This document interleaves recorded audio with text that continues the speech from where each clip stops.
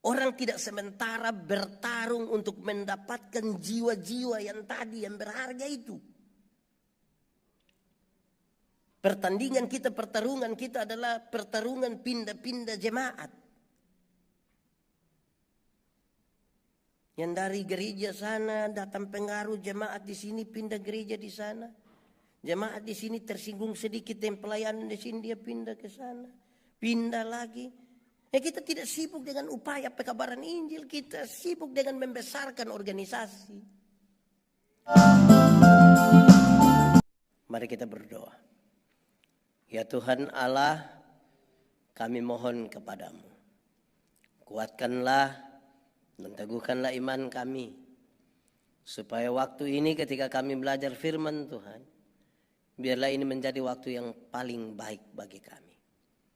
Tuhan, jauhkan penggoda pencobaan, biarlah di dalam damai-Mu kami belajar firman Tuhan. Kami rindu pada firman-Mu. Berfirmanlah bagi kami Tuhan, di dalam nama Yesus firman yang hidup itu kami berdoa. Amin. Bapak Ibu Saudara-saudara, pembacaan Alkitab untuk kita hari ini terambil dari surat pertama Korintus pasal 9 ayat 15 sampai ayat yang ke-27. Firman Tuhan berkata demikian. Namun aku tidak pernah menggunakan satupun dari hak-hak itu. Aku tidak menulis semuanya ini supaya aku pun diperlakukan demikian. Sebab lebih baik aku mati daripada berbuat seperti itu. Sungguh kemegahanku tidak dapat ditiadakan siapapun juga. Jika aku memberitakan Injil, aku tidak mempunyai alasan untuk memegahkan diri. Sebab hal itu merupakan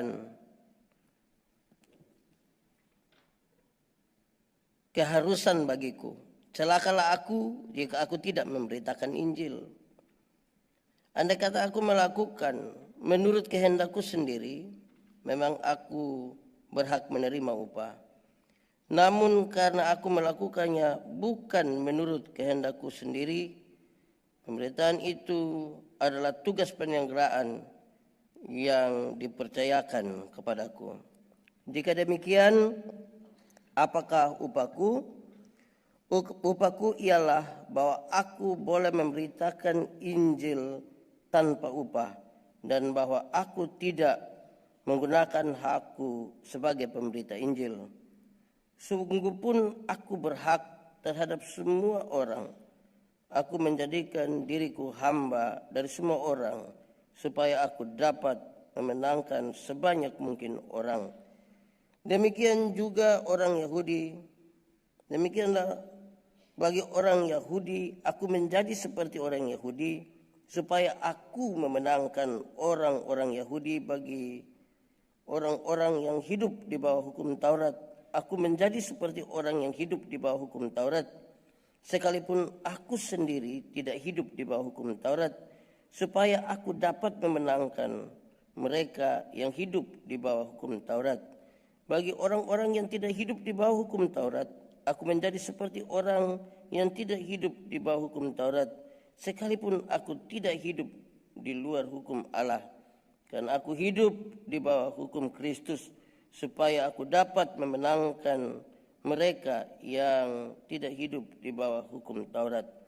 Bagi orang-orang lemah, aku menjadi orang lemah, supaya aku dapat memenangkan mereka yang lemah.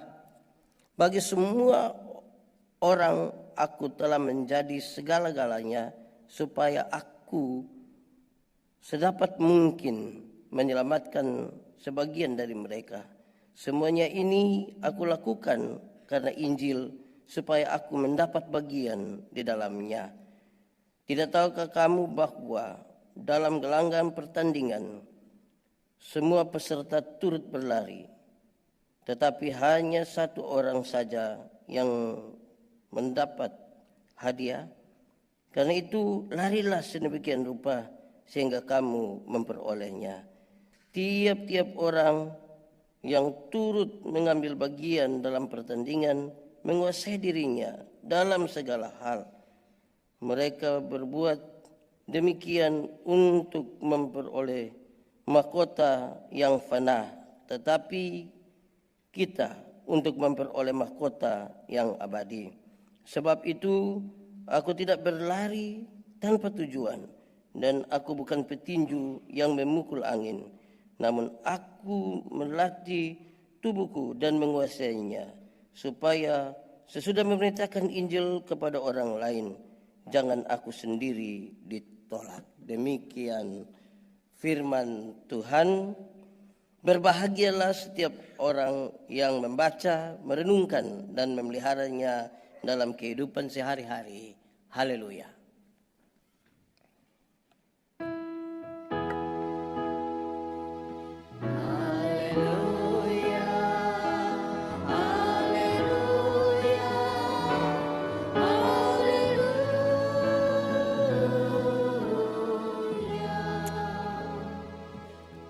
Bapak Ibu Saudara-saudara, Shalom.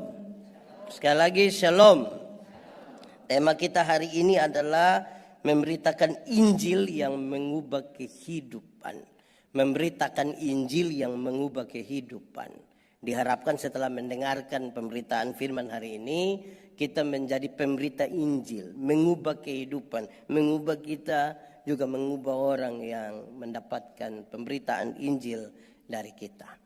Untuk itu saudara-saudara, di bagian pertama saya ajak kita untuk merenungkan apa arti Injil. Di bagian pertama saya ajak kita semua merenungkan apa sih sesungguhnya arti dari Injil. Injil itu berita pembebasan. Sekali lagi, Injil itu berita pembebasan.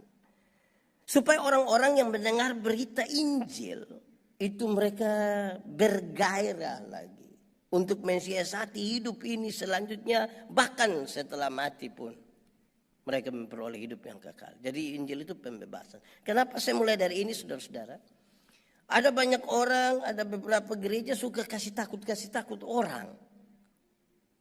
Kalau kita baca perjanjian lama itu kita temukan kata celakalah, celakalah, celakalah, celakalah.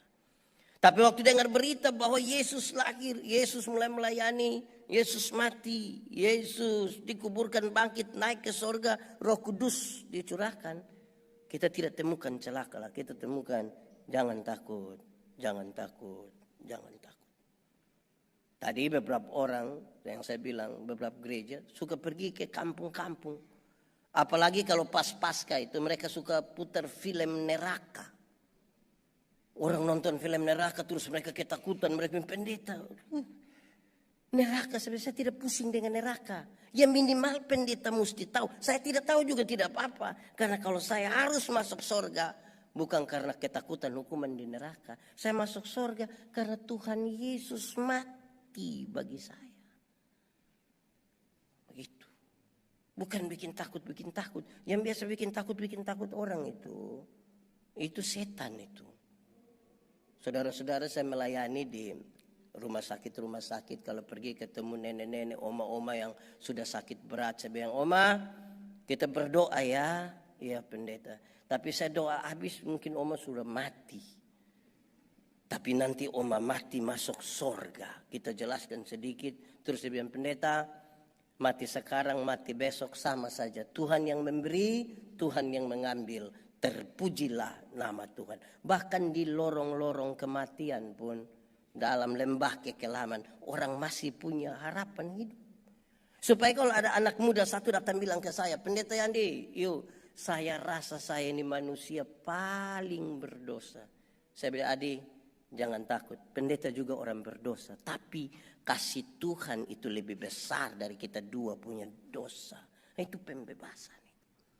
Bayangkan kalau ada anak muda datang bilang saya, pendeta, saya rasa saya manusia paling berdosa. Saya bilang, iya, saya lihat engkau punya muka, ini muka berdosa. Saya lihat. Engkau ini kalau tidak bertobat nanti kaki tangan patah buang semua. Itu berita apa itu? Injil itu pembebasan supaya yang takut itu kemudian mereka. Saya biasa bilang begitu. Saya tanya ibu-ibu kasih makan anak kecil umur 2 tahun itu gampang atau susah ya? Mereka bilang susah pendeta. Lari-lari kita kejar. Sudah 30 menit kita bilang ini anak tidak bisa mengerti orang tua sedikit. Saya bilang anak umur 2 tahun suruh mengerti dia punya mama yang 40 ini bagaimana. Kalau anak tidak mau makan, kasih tahu dia baik-baik. Jangan kasih takut. Kasih tahu dia, adek makan saya. Ayo maaf, biar saya, ayo. Ini anak tidak mau makan, kami di kampung dia punya mama suka bilang begini. Makan-makan itu ada om. Wah. Jadi itu om juga. Wah. Baik, kasih takut ini. Kalau malam-malam anak-anak belum bisa tidur, kasih tahu dia baik-baik. Adek, ayo bobo sayang. Ayo bobo, biar besok pagi bangun lebih tempo. Tuh ayo sayang. Adek belum bobo, papa mama bobo duluan nanti. Ayo. Ini anak-anak belum mau tidur, dia punya papa mama sepakat kasih mati lampu. Terus dia punya papa keluar dari pintu belakang menuju jendela kamar. Dengan yakin sekali dia punya papa garuk jendela. Dia punya mama sengaja kaget di dalam. Hah? Itu. Om, adek subobo om. Ini keluarga tipu-tipu. Ini apa yang mau kita ajarkan untuk mereka bebas dari ketakutan.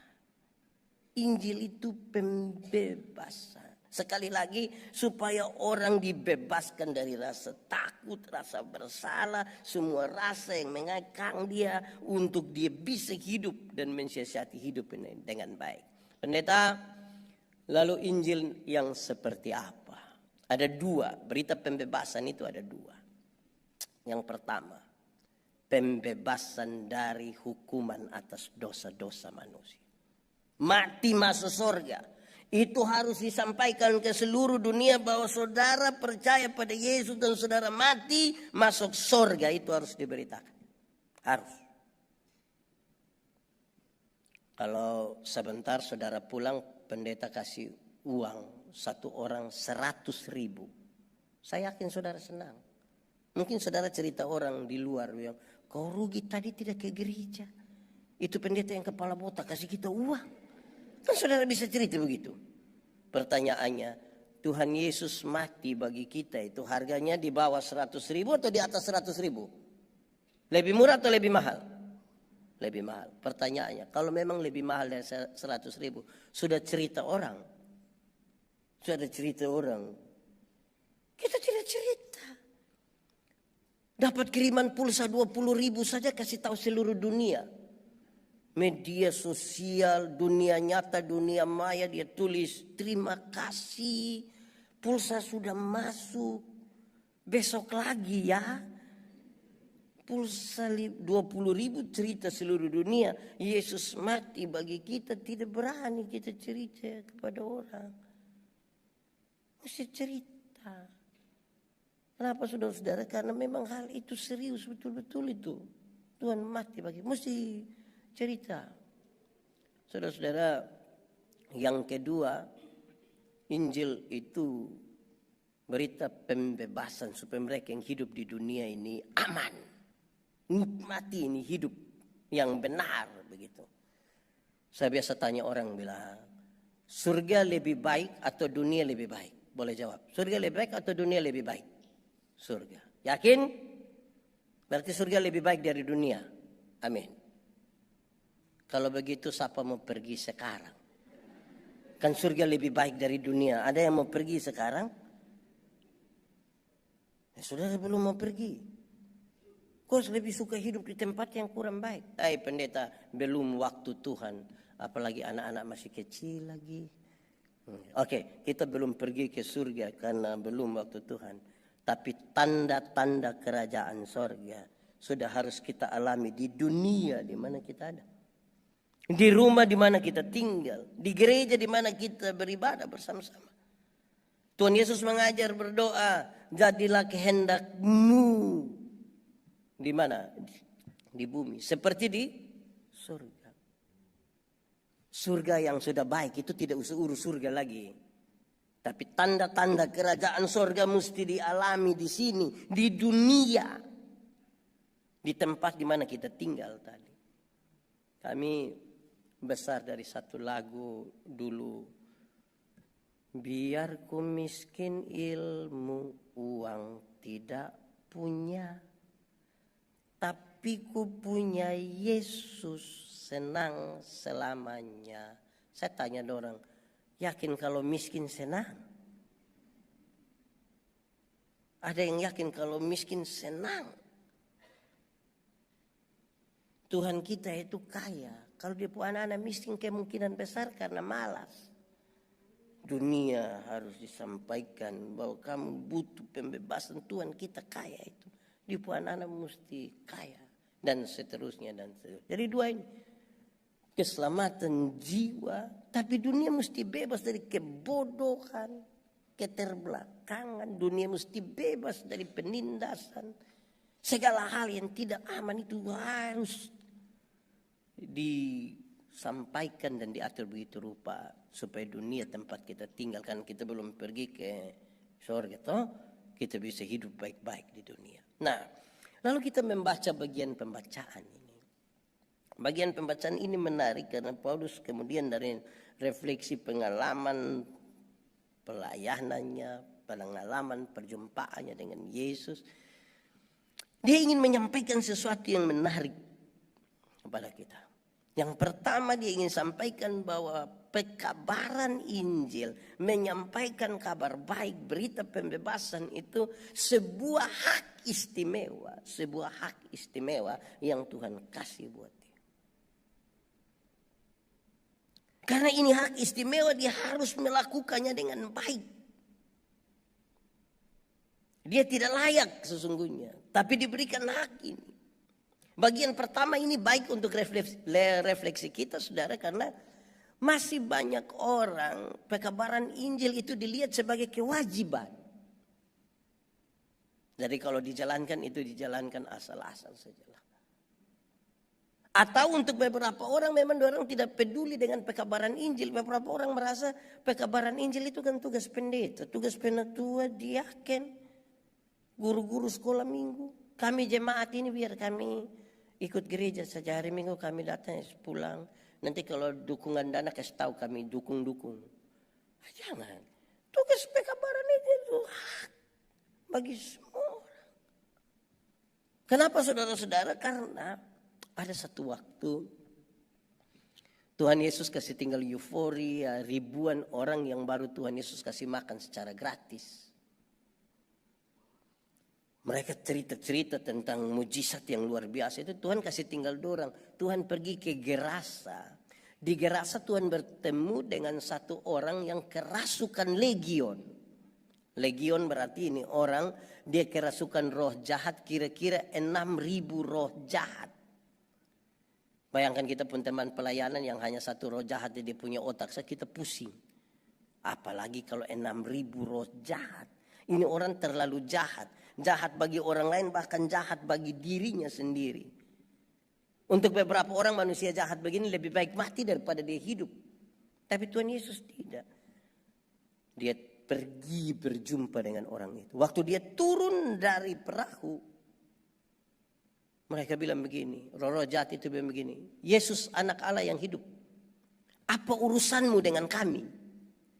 Rupa-rupanya ini roh jahat juga mengenal nama Yesus. Saya bayangkan jadi kalau orang Kristen hanya baru saja mengenal nama Yesus, dia belum lebih hebat dari roh jahat. Kan roh jahat juga kenal nama Yesus. Injil Markus mencatat, di daerah itu ada penjaga-penjaga babi, sementara jaga babi kira-kira 2.000 ekor. Roh-roh jahat ini meminta sekarang, biarkan kami pergi ke babi-babi itu. Tuhan Yesus membiarkan dan roh-roh jahat itu masuk ke babi-babi itu dan matilah 2.000 ekor babi. Para penjaga babi ini kehilangan pekerjaan. Mereka kasih tahu orang di kampung datang usir Tuhan Yesus.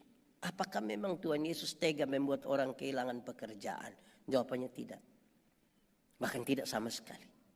Lantas kenapa Tuhan biarkan ada 2.000 ekor babi mati dan orang-orang itu kehilangan pekerjaan? Jawabannya saudara-saudara, sama-sama kita tahu bahwa dalam struktur budaya Yahudi, babi itu haram. Orang Yahudi tidak makan daging babi. Tapi yang haram ini dorang pelihara 2.000 ekor. Sementara ada satu jiwa yang binasa, hampir binasa, dorang biarkan. Itu yang Tuhan Yesus tidak mau. Alangkah lebih baiknya ada 2000 ekor babi mati daripada ada 1 jiwa binasa. Coba sekarang kita kalikan coba. Kalau babi 1 ekor 4 juta. Kalau 2000 ekor, 2000 kali 4 juta. Banyak itu. 8 miliar harga 1 jiwa yang hampir binasa. Saya bayangkan belum ada gereja-gereja siapkan dana 8 miliar untuk pekabaran Injil. 8 miliar. Pertanyaannya, siapakah orang gila itu? Saya bayangkan orang gila itu juga bisa saja kita punya suami. Orang gila itu bisa saja kita punya istri, bisa saja tetangga, bisa saja. Ada ibu-ibu cantik-cantik, bagus-bagus datang gereja sendiri. Terus pendeta bilang, "Ibu, kenapa datang sendiri? Mana suami?" Terus saya bilang, "Pendeta, tahu sendiri. Sudah tahu suami begini, kenapa ambil resiko?" Nah, saudara-saudara, ini menjadi sesuatu yang penting dan dia bilang ini hak. Dari refleksi itu dia gas naik. Karena ini merupakan sebuah hak. Saya akan mengerjakannya tanpa upah. Tanpa upah.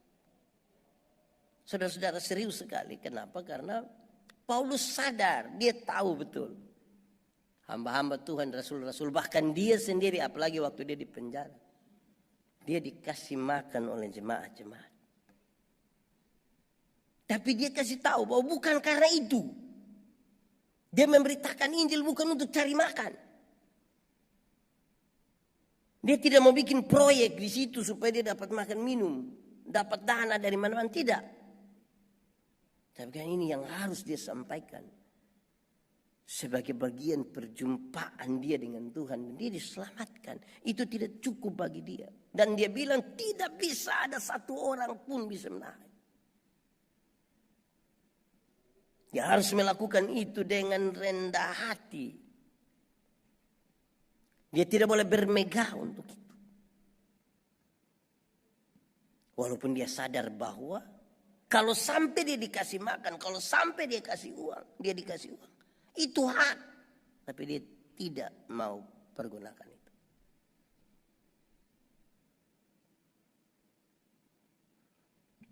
Lalu dia bilang, lalu upahku apa? Dia bilang ini kan bukan pekerjaan. Ini hak yang saya lakukan. Lalu upahku apa? Upahku adalah kalau aku bisa memberitakan, menyampaikannya dengan baik, dengan sukacita, dengan benar. Dengan sukacita, dengan benar. Itu upah. Sebuah sukacita besar kan ada orang yang boleh diselamatkan lagi. Bagi dia itu sebuah sukacita. Sangat penting saudara-saudara. Upahnya bukan uang. Upahnya adalah kalau dia melakukan segala sesuatu dengan baik, penuh sukacita, dengan benar, nah, itu bersukacita lagi. Saya bayangkan betul kalau ada 1 orang bertobat itu malaikat di surga bersorak-sorai. Dan karena itu semua saudara-saudara dia bersedia masuk ke semua wilayah, masuk ke semua tempat. Baik orang Yahudi bukan orang Yahudi. Yang hidup di bawah hukum Taurat atau bukan.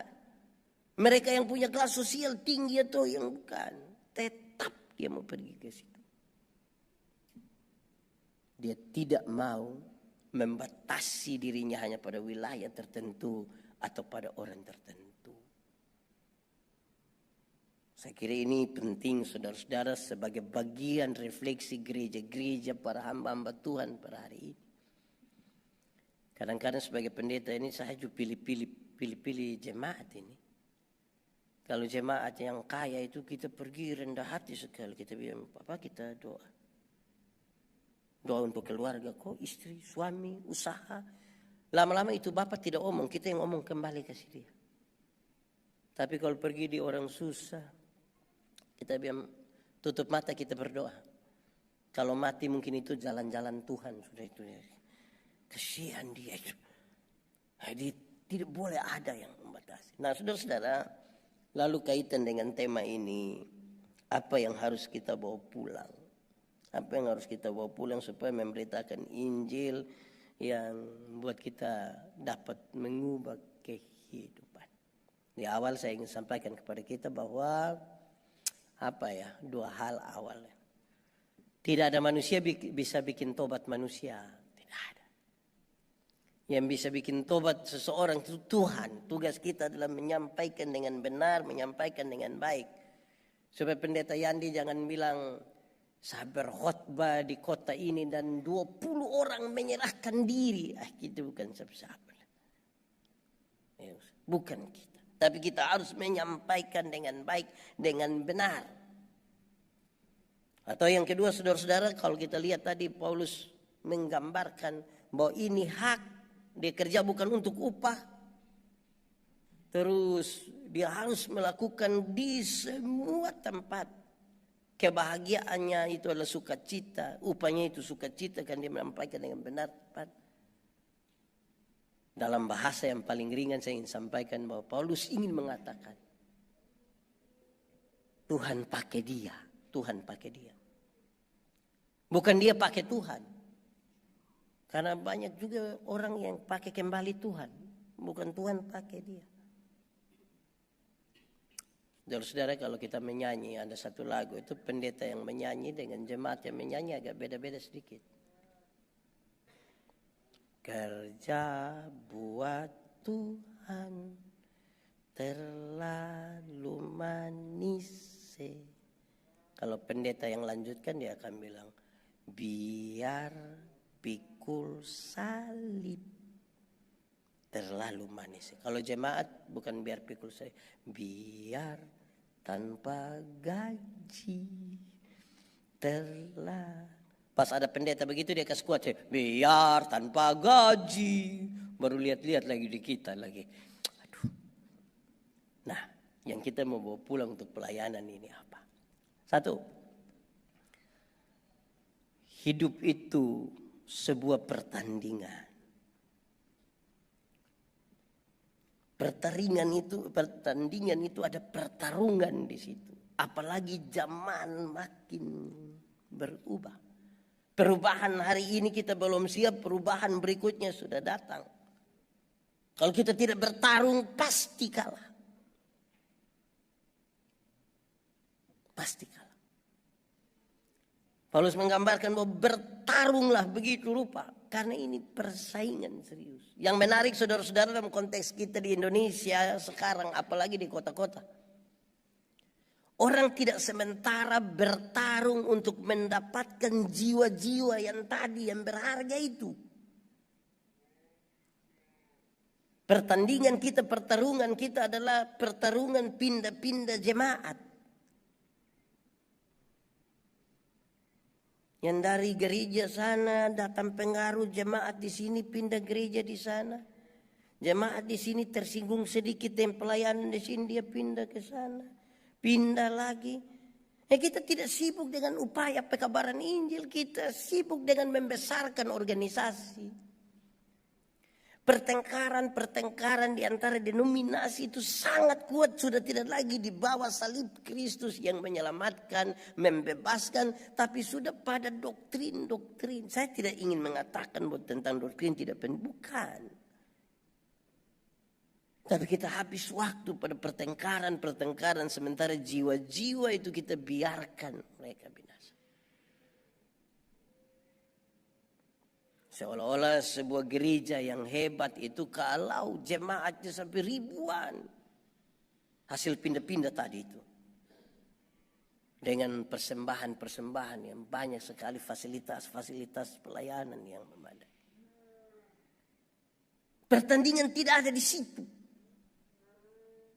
Tapi pertandingan itu sangat berkaitan dengan bagaimana orang menjangkau, berlalilah begitu rupa menurut Paulus.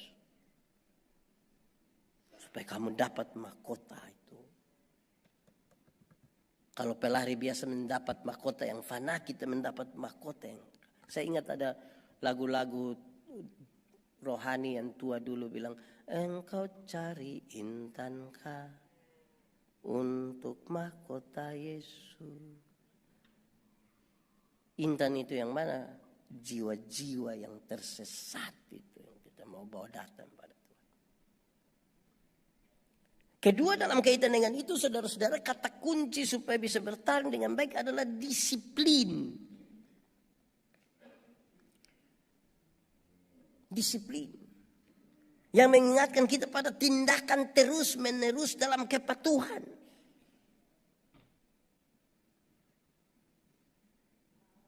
Kami melatih anak-anak kecil untuk menginjil. Mereka kami suruh masuk. Ketuk saja orang punya rumah satu-satu. Ada yang usir mereka kecil, anak datang berangkat. Separuh masih dengar, anak-anak kecil separuh menangis.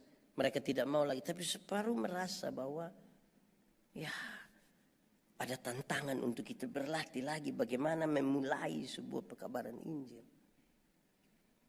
Tidak ada yang mulus dalam upaya pekabaran Injil, tidak ada yang mulus. Tapi harus dilakukan. Kadang-kadang orang tidak melakukan tapi takut pada bayangan. Aduh, kita omong terus kemudian orang tersinggung. Nah, kita tidak memulai. Saya punya 2 pengalaman menginjil yang saya suka cerita di mana-mana. Ada banyak kali kita menginjil, tapi 2 ini menarik. Yang pertama, saya pulang pelayanan malam dari Atambua ke Kupang. Pulang dari Atambua ke Kupang naik bis. Bis malam itu kendaraan lari terlalu kencang. Saya duduk sama-sama dengan satu laki-laki di sebelah kami. Dia usia mungkin kurang lebih sama.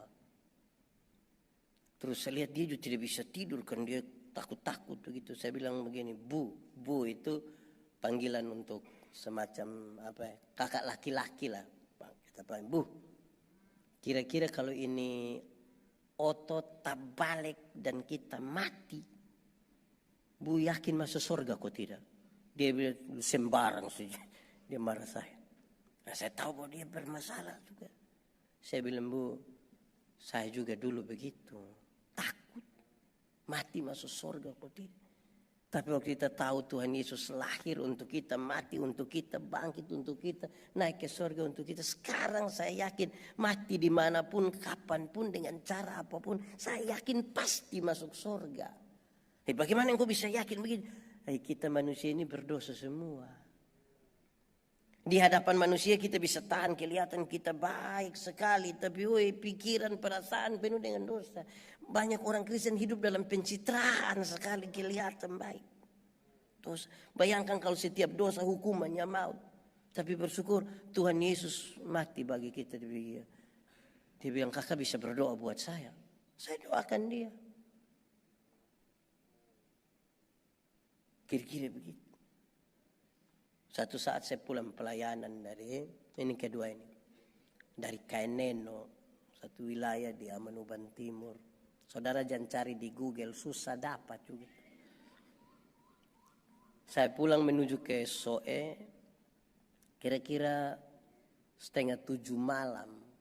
Nah, itu daerah perbatasan yang ada perampok-perampok. Saya pulang begini, rupa-rupanya ada satu nona, dia tunggu orang di Oenlasi, itu ibu kota kecamatan. Dia juga mau pulang ke Soe, tapi kan dia takut sendiri bawa motor.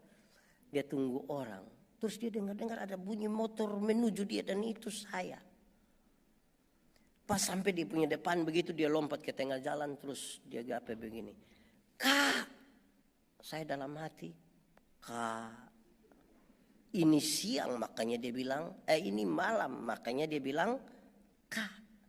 Kalau siang pasti dia bilang Om. Tapi sudahlah, manfaatkan malam itu kan. Pas dia bilang Kak, saya bilang iya Dek. Biar berimbang sedikit. Pekabaran Injil ini mulai dari persahabatan. Tidak bisa dengan menyalahkan.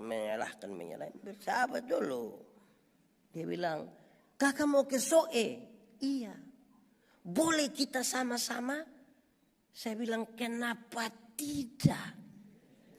Maka kita dua sama-sama naik motor. Tapi dia naik motor sendiri, saya sendiri. Dia agak tengah, saya di kiri. 3 kilometer kemudian ada orang bawa motor lari kencang. Serempet dia dari belakang, dia kaget sekali.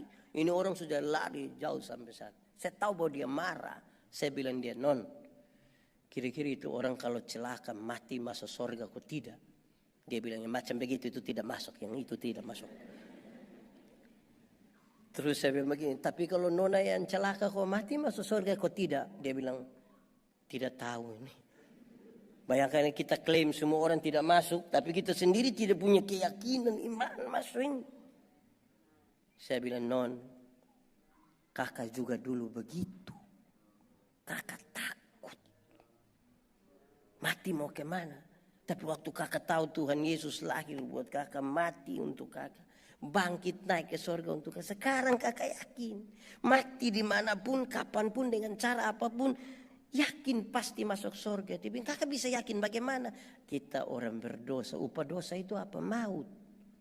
Mau dosa kecil begini, kok mau banyak, maut semua. Untung baik Tuhan berkorban bagi kita. Dia bilang, betul juga, kakak bisa berdoa buat saya. Saya bilang, oke. Kami dua berdoa di atas motor sambil jalan. Tapi kami dua tidak tutup mata. Berani kami dua tutup mata, selesai sudah kami. Saya hanya ingin mengungkapkan bahwa kadang-kadang kita ini takut untuk menyampaikan sesuatu karena kita tidak punya keyakinan sendiri dan tidak punya keberanian. Ingat sekali lagi, tidak ada orang bisa bikin tobat manusia. Hanya Tuhan. Tapi mari kita minta kekuatan Tuhan untuk kita bisa memulai sesuatu. Jiwa ini. Tuhan datang, dia tidak tanya ada berapa gereja kita bangun. Dia tanya ada berapa jiwa kita ada bawa datang. Ada yang melayani karena target. Saya ingat satu saat saya mau dari satu daerah di Kalimantan mau terbang ke Surabaya. Di bandara datang satu orang, kami dua berkenalan. Terus kami cerita-cerita, dia bilang begini, pendeta, setelah istri saya meninggal itu baru saya kenal Tuhan, saya kenal pekabaran Injil, dan puji Tuhan baru 1 tahun kurang lebih ini sudah 300 sekian orang dia bawa datang kepada Yesus. 300. Saya bilang ini orang punya pelayanan memang luar biasa. 1 tahun 300 ini. Terus dia kasih keluar ada buku kecil 1. Ada 2 dari dalam tas. Dia sorong kasih saya. Dia pas sorong begini minta tolong, ada orang di samping kami bilang, tolong foto saya dulu dengan pendeta. Saya bilang sabar, jangan foto dulu. Jangan sampai waktu Pak Sorong kasih saya ini buku, foto terus Pak pikir Pak dapat 1 jiwa. Aduh, kalau setiap kali kita kasih buku dapat 1 jiwa, lebih cetak berapa ribu, bagi-bagi saja, bagi dengan nasi bungkus. Belum lagi sebentar penjelasan, kau tahu kau tidak. Yang terima itu buku, itu pendeta. Saya nah kalau melayani untuk pekabaran Injil yang target macam begini tidak bisa.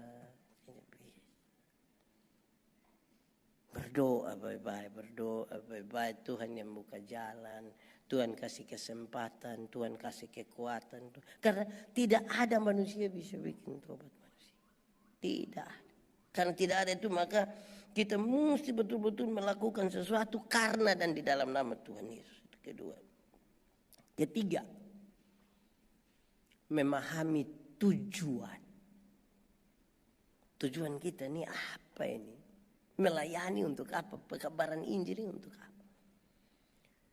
Penjelasannya menarik saudara-saudara dalam teks tadi. Orang yang tahu tujuan itu orang yang menguasai dirinya. Orang yang menguasai dirinya dia tahu tujuannya kemana. Saya pakai contoh gini. Kalau kita keluar dari ini gereja, kita mau pergi ke kantor wali kota Surabaya. Di depan itu ada pilihan belok kiri atau belok kanan. Yang kuasai diri dia tahu bahwa oh kantor wali kota kita harus lewat begini.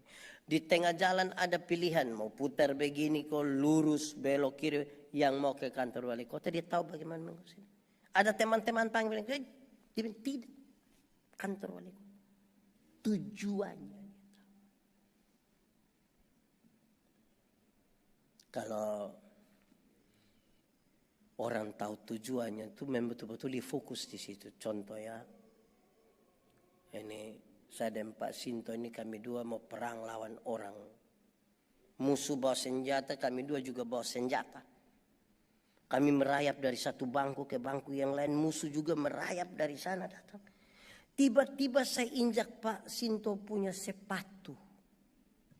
Menurut saudara Pak Sinto marah saya atau tidak? Tidak marah. Karena ada sesuatu lebih penting di depan. Bayangkan saudara kalau kami dua tidak buat apa-apa, hanya duduk-duduk saja begini. Tiba-tiba Pak Sinto muat kaki di sapu sepatu. Baru lagi. Pasti pakai bahasa Kupang setendang. Engkau tidak ada mata. Minimal begini.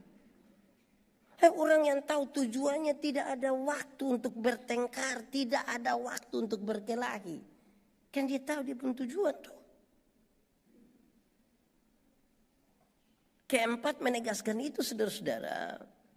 Menegaskan itu. Bahwa kita tahu harga dari tujuan itu. Harga dari tujuan itu.